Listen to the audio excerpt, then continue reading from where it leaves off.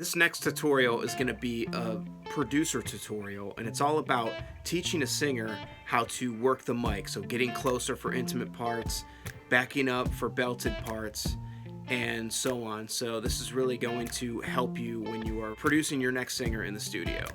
Subscribe below for me, and let's get into this tutorial. Hey guys, so I put together this thing really quick just to show you this example because I couldn't find any examples of this in songs that I've mixed. So I was going through trying to find it, and so what I want to show you is, you see how this take here, this is actually like a soft singing part and then more of a belted part on the second half. As you can see, they're all the same size. The waves basically don't vary. And when I sang this, as an example, I got really close to the mic on this part to make it sound really intimate, and I backed off maybe 6 inches or so on this part, maybe 8 inches. So check this out. Here's the first part.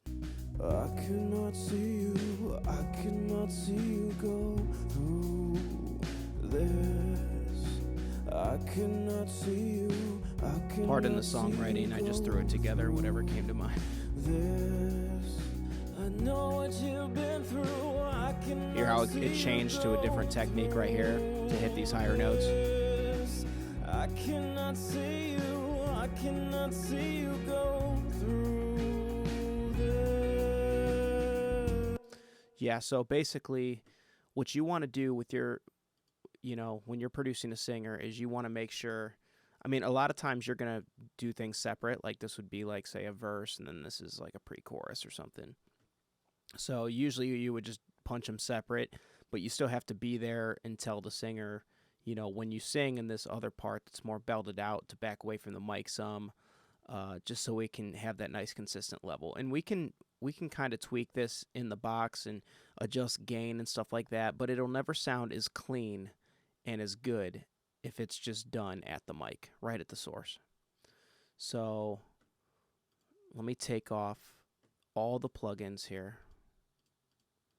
And obviously it needs compressed, there's certain things, but for the most part, when you listen to this, you're going to hear it's pretty consistent. So I cannot see you, I cannot see you go through this. So you can hear all the notes, all the words. I cannot see you, I cannot see you go through. And when it gets to this part, it doesn't get super loud. I know what you've been through, I cannot see it just kind of matches. I mean, you can tell it's sang from a different place, but it's not super peaky. I cannot see you go through.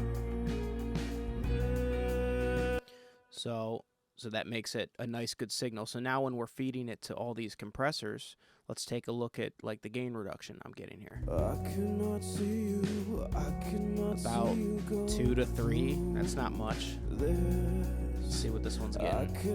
1 to 2. 1 to 2. That's it, right? Let's put up. Let's see this part here. Oh, see? It's barely hitting it.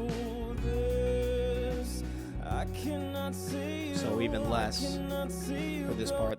The reason why it's less is because there was more low end and meat in my voice in this part, kind of making it louder. So when you back away from the mic to match this first part actually is a little louder, just because there's less of that meat in my voice, less thickener that I got in that tone, because that tone is just more to be able to hit higher notes.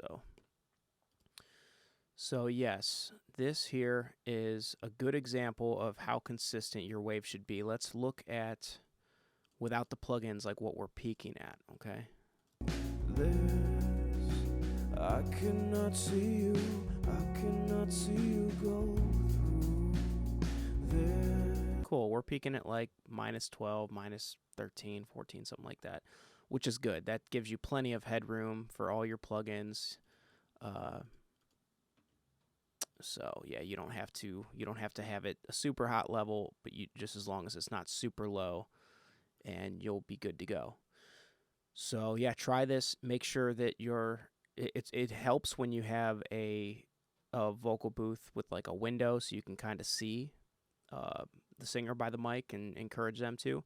But this also goes for just people recording themselves. This is a good trick. You know, I recorded myself doing this in just a minute, and it's just something you got to be intentional about and make sure you're feeding the mic what it needs to be fed, the right signal.